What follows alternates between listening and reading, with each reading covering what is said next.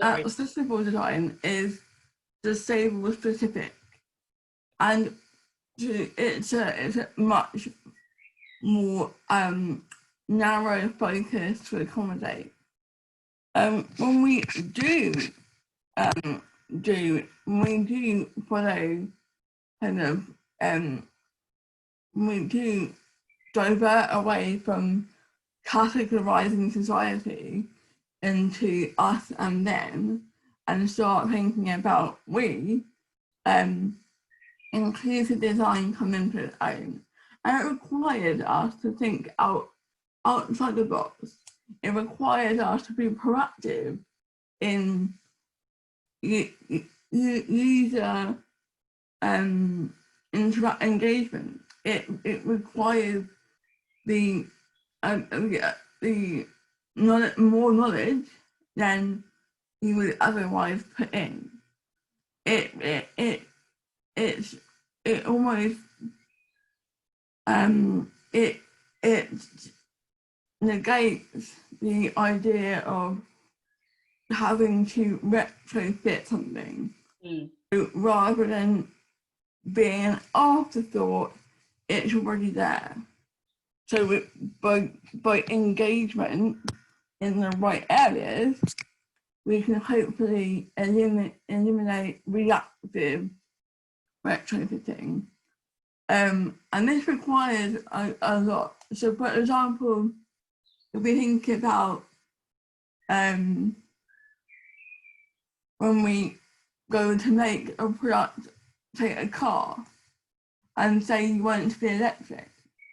Now, the first electric cars were quite quiet and not really, didn't make noise.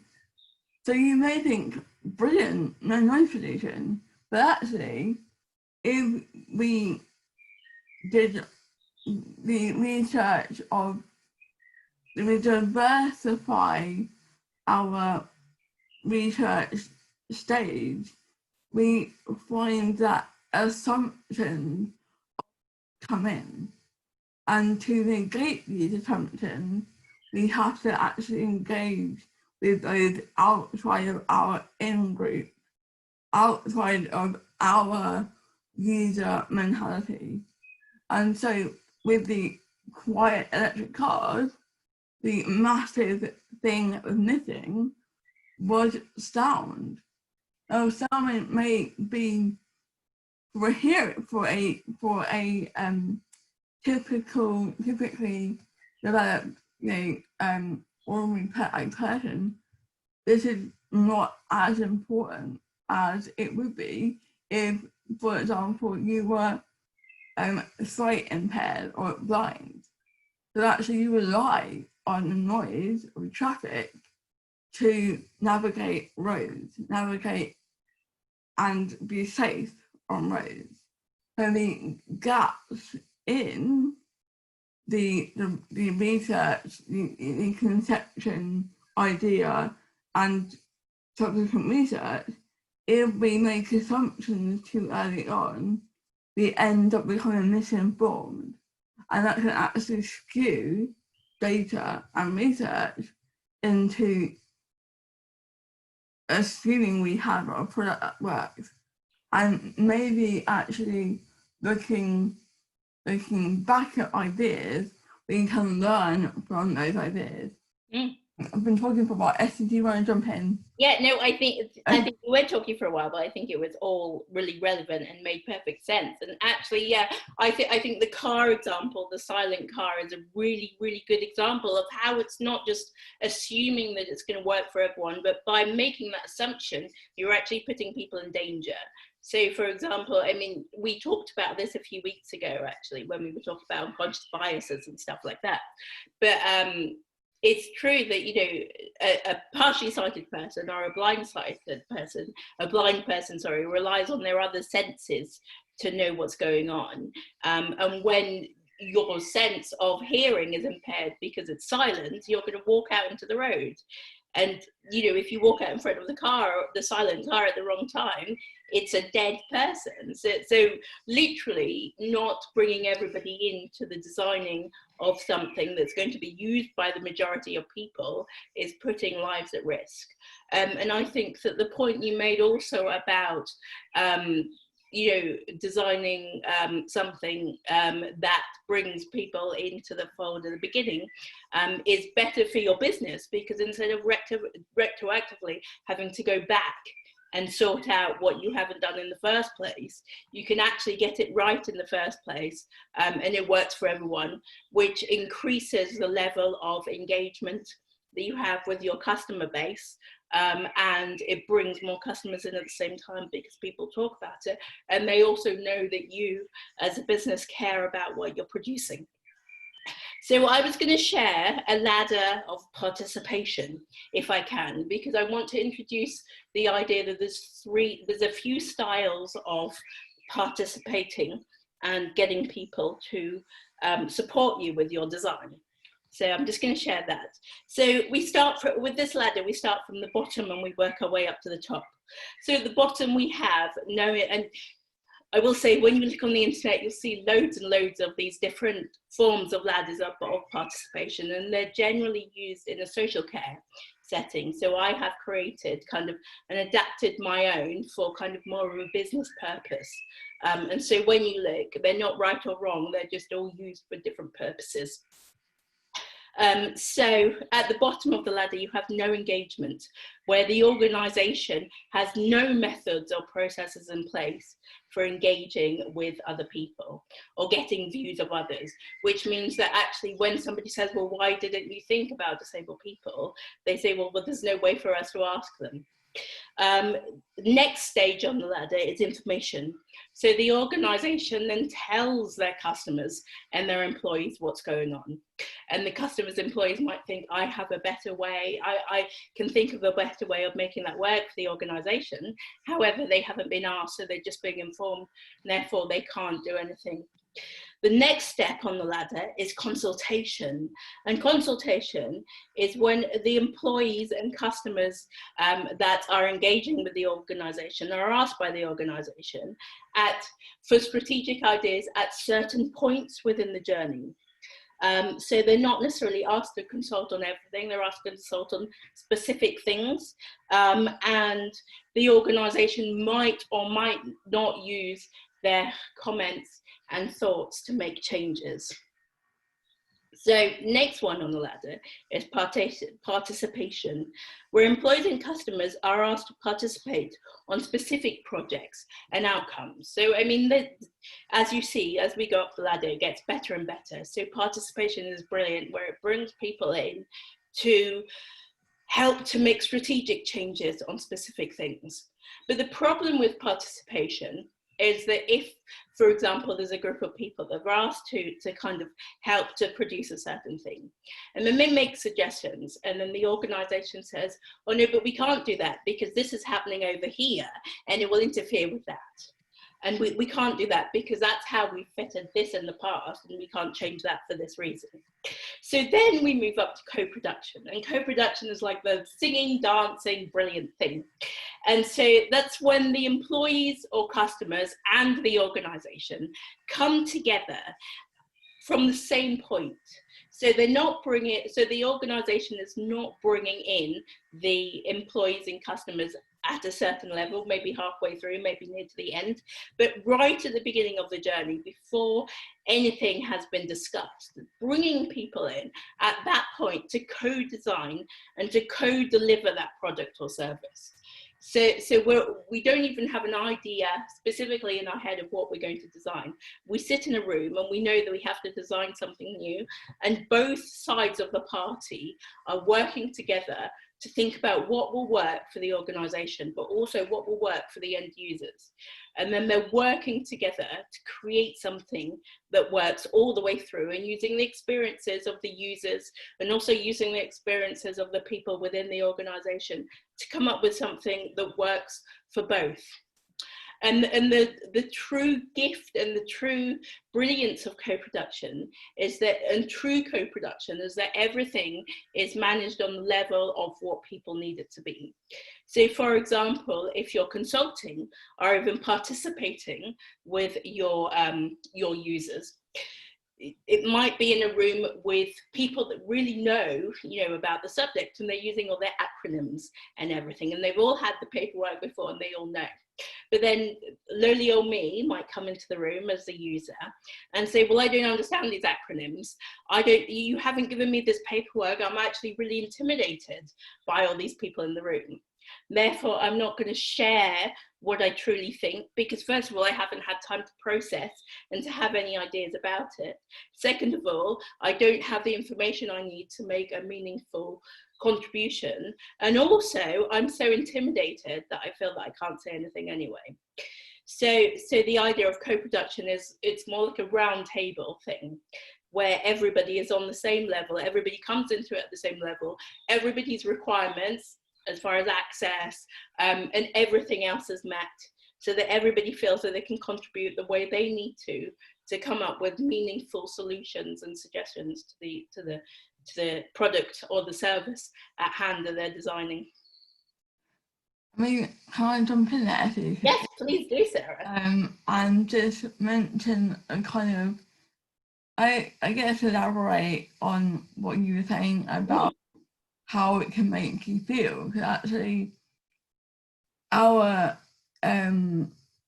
we are very woundable as people, in a sense, and I'll use the example of, say, having a revolving door to an entrance to a building. For example, if there is no other door to use other than the revolving one, I actually feel quite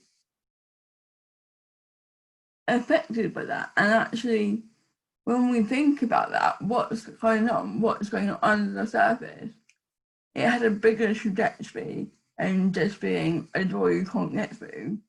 This may impact your the perception that the people inside have a lack of knowledge about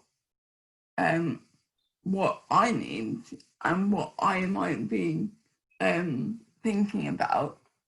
And that perception can lead all the way to impact my performance.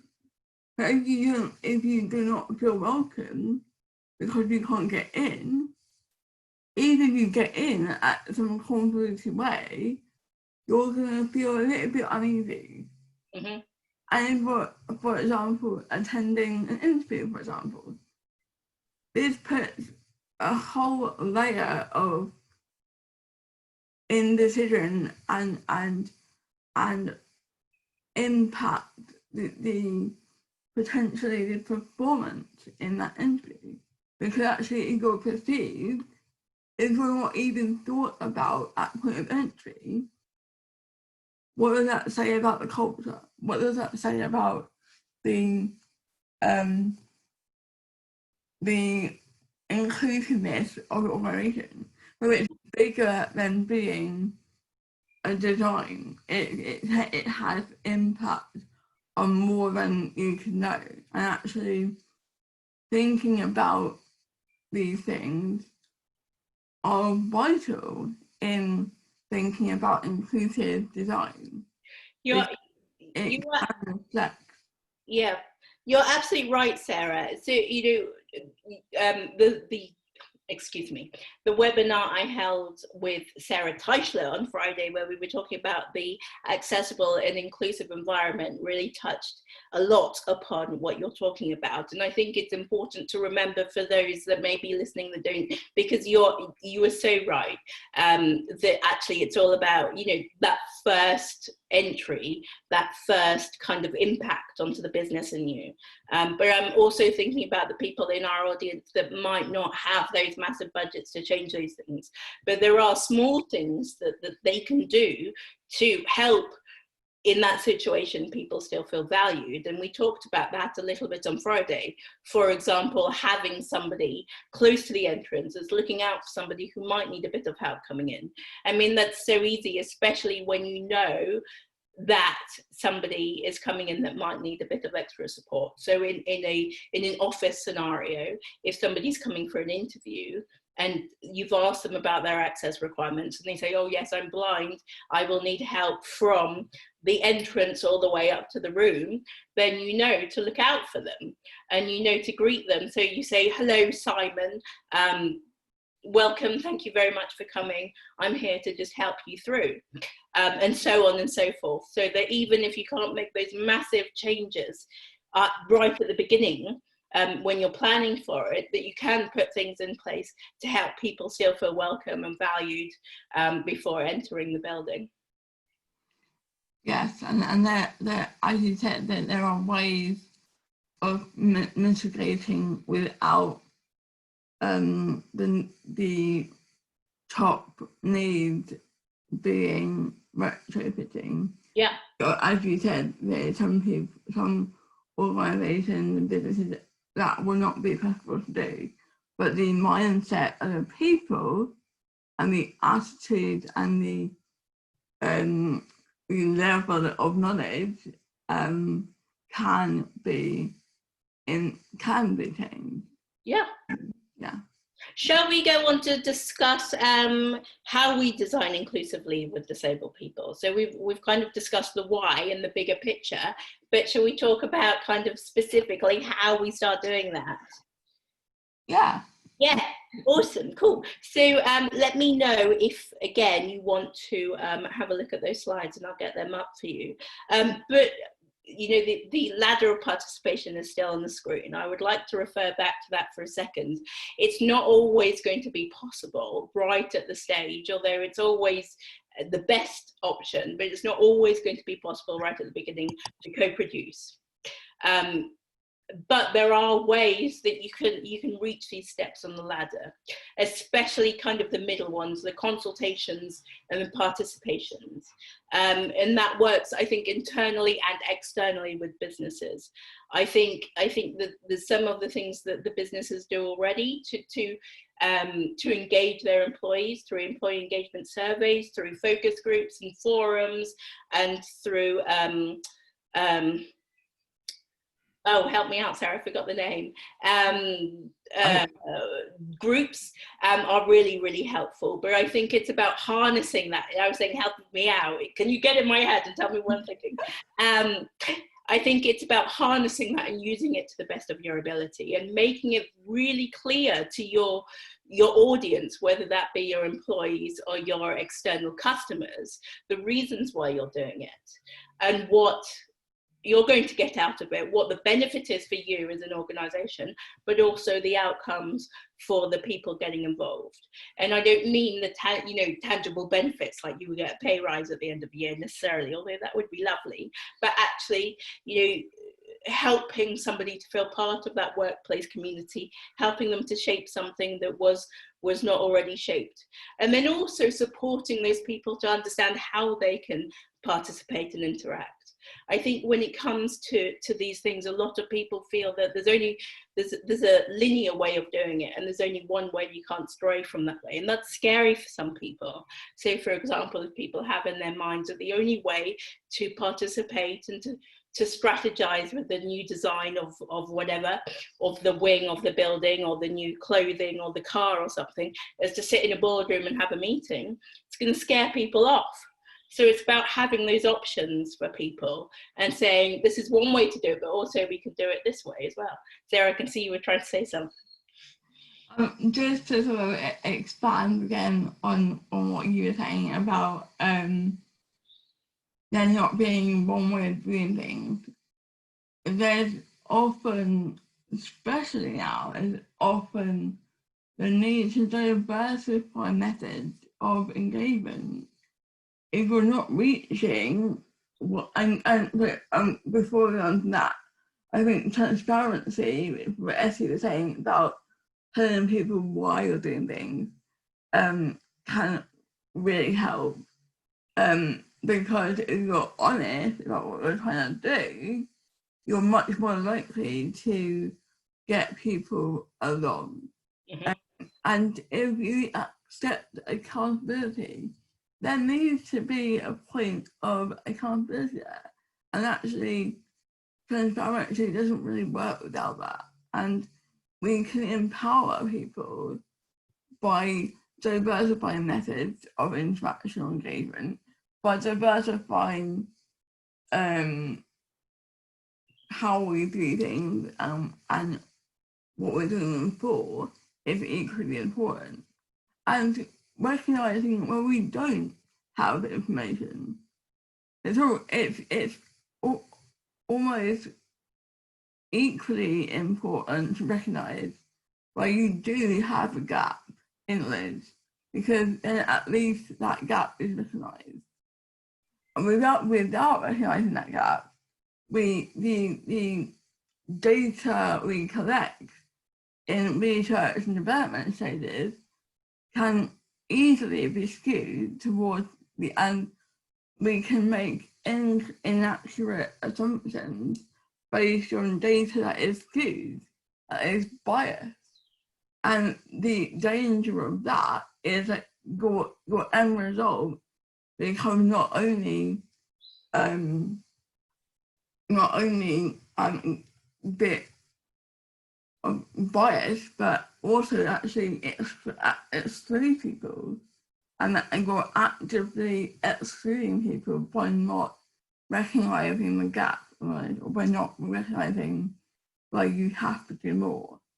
And so when we are transparent about those gaps, again, we tend to attract, okay, well, what can we do about this? Mm-hmm. Requires outside the box thinking. It is not an easy ride, but the end result is better if we do it in this way. So can I put you on the spot and ask you a question, devil's advocate? How do we recognise when, this is our first experience of this, how do we recognise that we don't know? Because it's so easy not to know what you don't know. I think remaining mindful that there are different perspectives out there, remaining accountable to the fact that we want to know more, mm-hmm.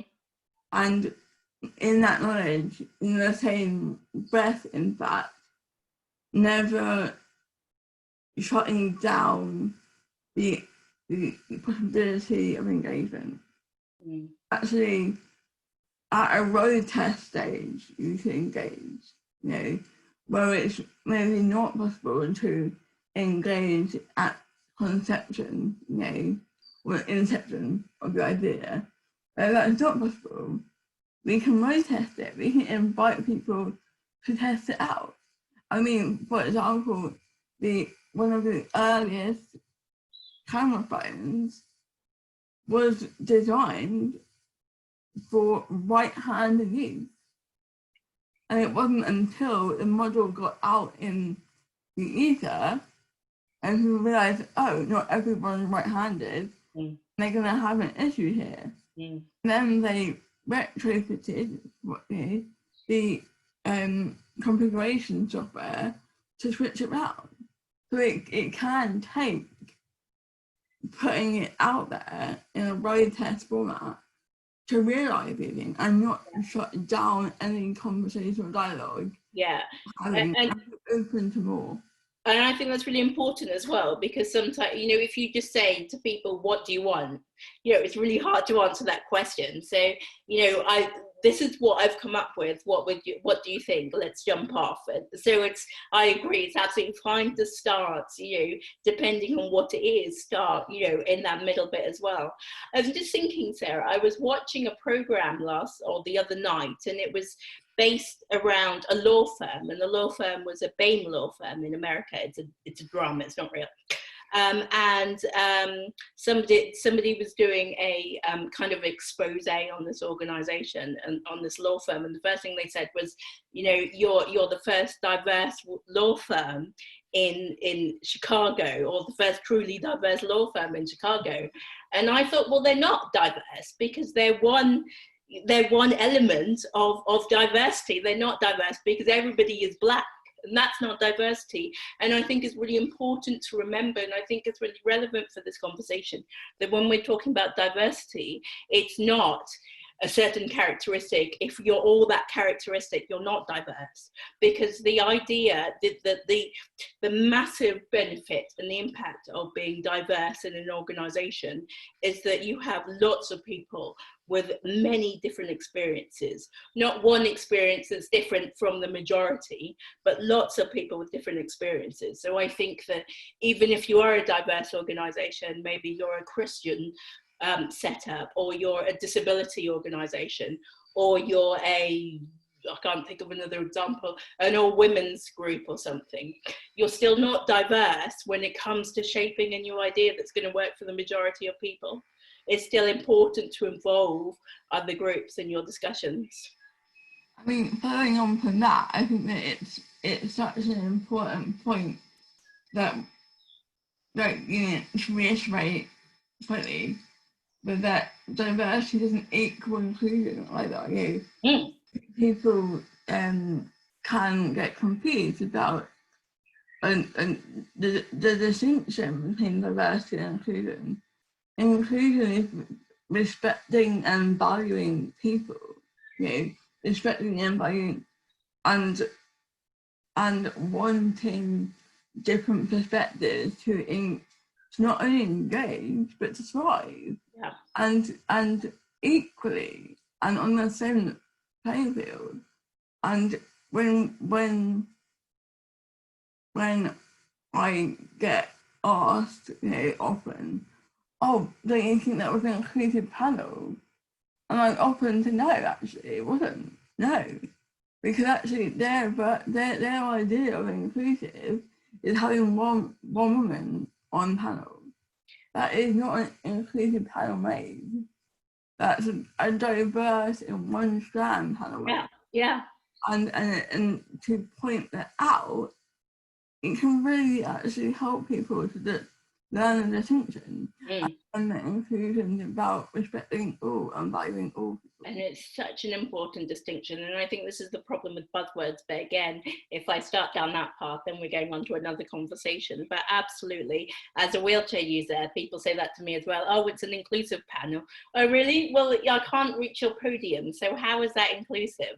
I'm sitting right at the front and I can't get into the audience because of stairs. How is that inclusive? You know, just because I am your one diverse person in the audience does not mean you're inclusive or that you're diverse. I mean, going back to the point of the video, but bringing that in, it's all right to say, actually, you know what, it isn't as inclusive as I wanted to be. We want to do more. We want to make it inclusive, and by almost verbalizing that fact, you are striving to be inclusive. That's even that's just recognized and addressed, you're one step closer to becoming inclusive. I agree. We are going. Brilliant for bringing us back. Well done. And it reminds me just really quickly of a panel that I chair. So it's a panel of it's I co-chair, I should say. It's a panel of disabled people in Hampshire that strategically co-produce with the departmental management team of adult services to make services better for disabled people. And everybody there is disabled. You know, that is the point of the group. It's for disabled and disabled service users and carers. So in one strand, you could argue that that's not diverse, but it's set up for a specific reason to get lived experience from users that use the service. And in order to use that service, you have to either be a carer or a disabled person. So sometimes being exclusive in that way is not a bad thing. It's not a no-no. And the way that we are inclusive as a group is that we recognize that disability is intersectional. So it's not just about being a wheelchair user, it's about every impairment, but also every diversity that comes with a person. So like I always say, just because I'm disabled doesn't mean I'm not a woman, doesn't mean that I'm not mixed race, and doesn't mean I not love Robbie Williams. So we want the diverse inclusion of all disabled people that represent that group of people. I know it's a lot to consider, so you might want to reach out afterwards to continue this conversation, because it's a lot to cover in an hour. I think because of the enormity of this, the conversation that's possible, it's been difficult, actually, isn't it, to narrow down the points in a useful way. But just to sort of try and address that a little bit more, we try to be, when we are designing things for everyone, we must think about the holistic being and holistic thinking. As you said, it's everyone's intersectional. It is not categorically, it cannot be categorized. And the more we adapt our thinking to think we and not us and them, the more inclusive we become. And actually, when we engage with people, we are actively wanting to know, and that involves actually perhaps dropping the agenda, dropping your own agenda, trying to stop micro behaviours of inattention, and actually listen to what's being said in consultation. I've been in consultation meetings where the chair, or no, where the one plenarian has gone away with the same agenda they came in with, because they weren't actively engaging. And so a consultation took place, but was it actually useful? And so this is we can't just bring people together and expect answers. We have to be strategic about how we ask questions, when we ask them, and what the purpose is behind them. Mm-hmm. And being open and transparent about things, again, helps with that inclusive nature. And only then it will be accommodating for all needs and useful for everyone. Absolutely. We're going to move on to next steps, but I just want to add something to that, because I completely agree. And I think, and you said it before, Sarah, and I think the more transparent you can be about why you're engaging with people, to yourself, to your team, and also to the people that you're hoping to engage with, the more that they can give you, the better outcomes you have. Because if you're clear about what your goal is to begin with, then it's easier to stick to the point, essentially, to the goal, to the agenda. So I can see some questions coming up, which is really good. We have a couple of next steps and action points for you, if you would like. So the first action point is to think about how you can encourage meaningful engagement with your disabled audience. What are the small things that you can start with now? So to help you answer that question, you might want to look back over previous webinars when we've talked about kind of engaging and communicating with disabled people. They might help you with some of the strategies that you might want to think about for kind of starting those conversations in the first place.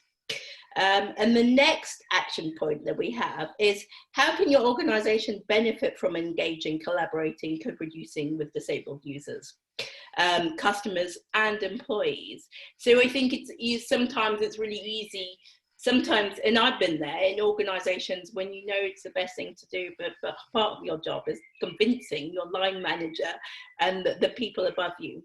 So what ways can you think about to help them to understand how this will benefit them?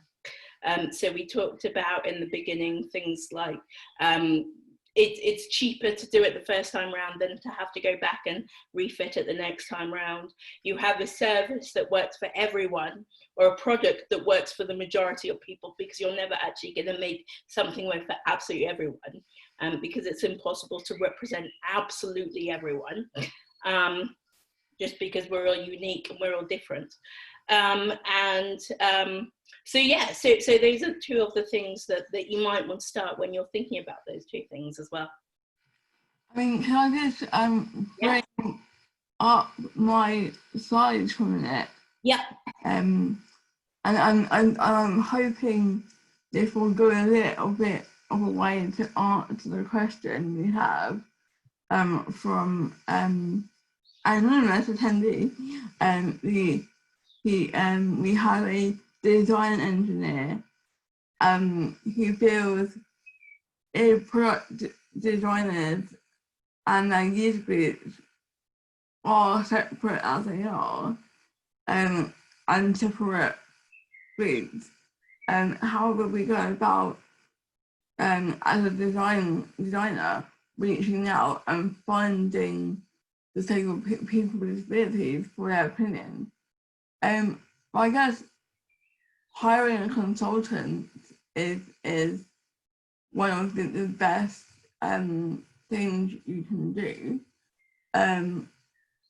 They, like myself or Effie, in fact, Indeed, we have knowledge of what other out of our own disabilities. We have a vast amount of knowledge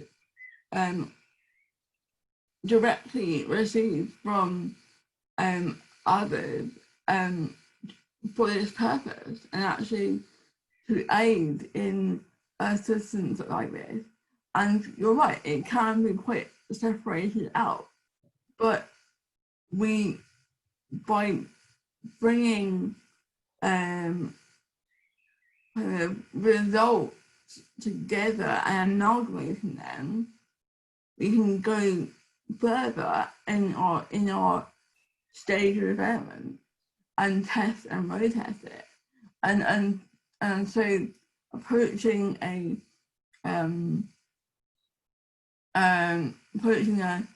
disability or inclusive consultant can really help there.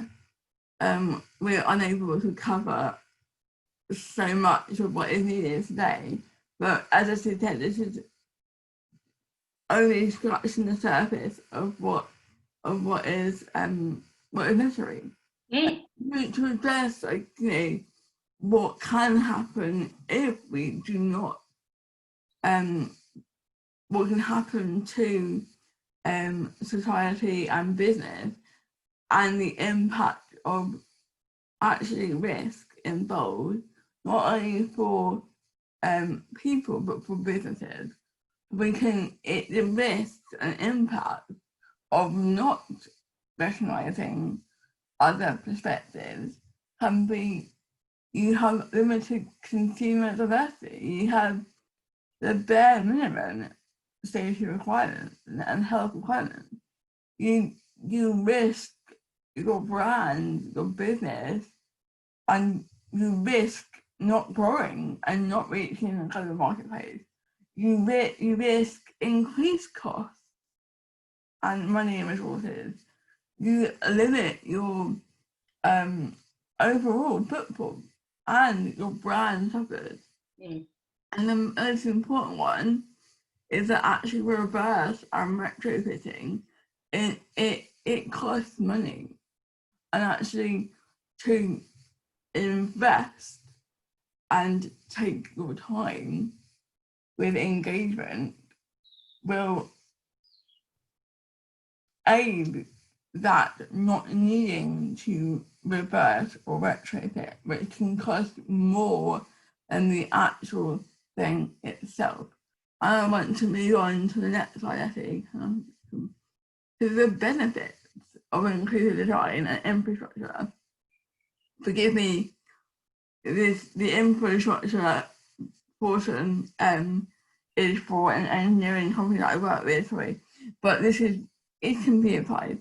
So it becomes user-centric, and intersectional thinking is such a benefit. You reduce isolation, you have improved mental health and well-being. You improve physical health, social well-being. You increase your consumer diversity. You diversify and therefore increase your overall footfall. And you create innovative design. If you truly take perspectives on, you innovate and you become better for it. And actually, it can turn out to be a lower overall cost if we are accessible for all. That's just a little, taster of what benefits and what risks there are to not including. I think you're absolutely right, Sarah. Thank you. And to go back to Anonymous's question, I think you're absolutely right. And I think, it's always a good idea. I don't advocate for Sarah and myself, but it's always a good idea to get somebody who is an expert in that area to come in and help. But we understand that that's not always possible. So I would say, just ask. And I know that sounds a lot easier than it is. But what I mean by just ask is, with nearly 14 million disabled people in the UK, you don't have to go far to find disabled people. So using your communication methods that you have at hand. So, without knowing specifics about your organization and how you work, I can only answer generally, but using social media, using your customer user group. So, I always say that everybody always sends out feedback, and they ask for feedback on how their service and how their products can be improved. But not many people ask specifically about disability. So whilst you might not want to say, do you have a disability? Well, therefore, can you answer those our questions? You might say something like, we recognize that we have a diverse range of customer base, and we want to make sure that we're designing products and services that meet everybody's needs. And then ask some specific questions about what you want to put in place to support people, or what you have and what they think of them. Or if you don't know, ask specifically, how would this service / product be improved to support any access requirements? And then you could give examples of what you might be talking about. So in disability, you might talk about, for example, for mobility impaired people, for sensory impaired people, and so on and so forth. So just asking the question and not worrying too much about how you ask, as long as you're not offending, which I'm sure you're not, because you can always refine as you go. But asking that question in the first place will bring people out to start answering, because I think the biggest thing for any engagement group is knowing that they want to be engaged with. And so if you're showing people that you actually value what they're saying by asking them the questions and telling them what you're going to do with their responses, you're going to encourage more people to come forward. And with that, telling people what you're going to do with the responses, being transparent, being honest, and saying, well, you know what, at this stage we can't benefit, and we can't guarantee that we're going to put forward all your ideas, and nor should you have to. However, we will tell you what we've done with your feedback. And to add in a little bit, Essie, there, to diversify your communication. Yeah. And to reach the people you want to reach, or even just bring in whoever bites. But actually, if you do recognise that people communicate differently, and you have 4 or 5 different methods of communication available, for example, a pictorial information leaflet or questionnaire can be useful for those who are perhaps deaf or foreign, you know, because actually written English is not always accessible for those who are deaf or foreign. Or the English isn't their first language. Yeah, that's something, yeah. And also the neurodiverse, neurodiversity, that we have to think about how we communicate to reach those people who perhaps are not the most forward people. So you have to think about your communication and the methodology of your reaching out and evaluate if it's working or not. Not working, change it. And the more you do that, the more you'll learn about diversity in as a whole and trying to find diverse perspectives outside of your own perspective, which can again lead to innovation. You are absolutely right. Yeah, thank you, Sarah. So we have a few minutes. Does anyone else have any questions? When I have no questions, I always just assume that I've done such a wonderful job that, you know, there's nothing else to say. I mean, I have a question for you, Effie. Oh God, okay. Your questions are always really tough. I mean, I've actually been that red-handed here and haven't asked you how you best communicate. How do you best communicate, I think? It depends. I mean, I think, you know what, I think I like face-to-face interaction. I think for me that is the best. I mean, it's the thing that meets my access requirements, but it's also the thing that engages me the most. To use a term for the best engagement is the engagement. But it's face-to-face, seeing people's faces, seeing their reactions. I think also as a trainer, I have trained myself to react to people's facial expressions, so the micro expressions that I see. So if I feel I'm hitting the mark because somebody's smiling or they're raising their eyebrows or they're kind of nodding to the right, I think, okay, I'm hitting the mark, they understand. Whereas if they're kind of frowning their brow, or, you know, they're a bit confused, I can say, okay, I can think to myself, okay, I'm not quite hitting the mark here, I need to change direction and try another way. So for me, the face-to-face engagement is the most important. How about you? We've got one more question, but how about you, Sarah? I think it very much depends on my mental health and then how I'm feeling. But typically, on a typical day when that's lighter, I love a good chat, and actually conversational approach is best. But you see how we can even by, you know, us two discussing how we best communicate, you hopefully can take away from that actually we're quite a similar thinking, but we have slightly different needs, and different things work for us, and way of communication can, if you get the sweet spot, you're in, you know. And so it's all about that open dialogue and trying to understand what really is needed and how we can make it possible. I definitely think, I completely agree. And, you know, this has been kind of the theme all the way through, but adapting and being flexible, adapting your style to be flexible for different people's needs. So it might not all, I mean, it might be to do with the access requirements of people.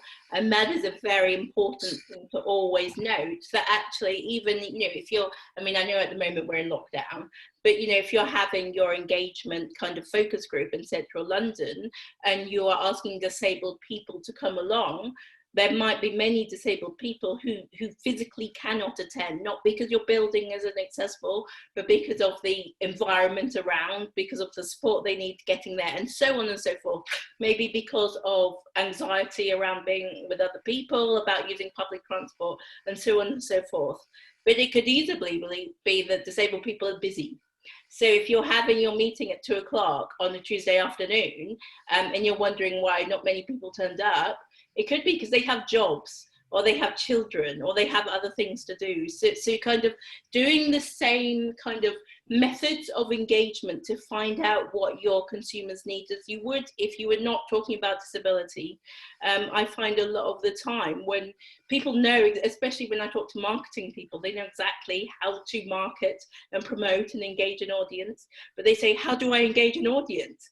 And I say, well, take the word disability out of it, and then you know the answer. And so don't think of disabled people as completely alien concepts that actually can't communicate and engage. You just have to adapt yourself slightly, but the main things still engage people in the same way. We're at 2 o'clock. I would like to say thank you so much once again for joining us. I've really enjoyed today's session. Thank you so much, Sarah, for joining us as well. I think this conversation style really works. And I hope that people do too. In the next 72 hours, I will send you the recording of this webinar, and I'll also send you a link to a feedback survey. And if you could take a few minutes filling that out, that would be amazing.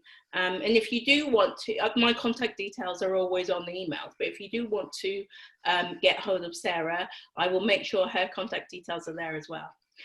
Thanks very much. Tell everybody else about the webinars. For once, we don't have another webinar till next week.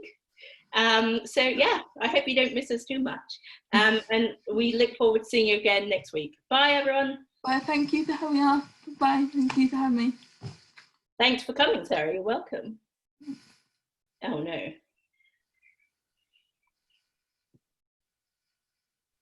Oh, we've just seen one more question. I don't know if this person's still here. Answered that, didn't we? No, there's a new one. What I will do, because I know that Layla has to go as well, what I will do is share this with you, Sarah, and then we can maybe answer it over email and send it out. Okay. But yeah, it literally just came through as I said goodbye. Oh, okay.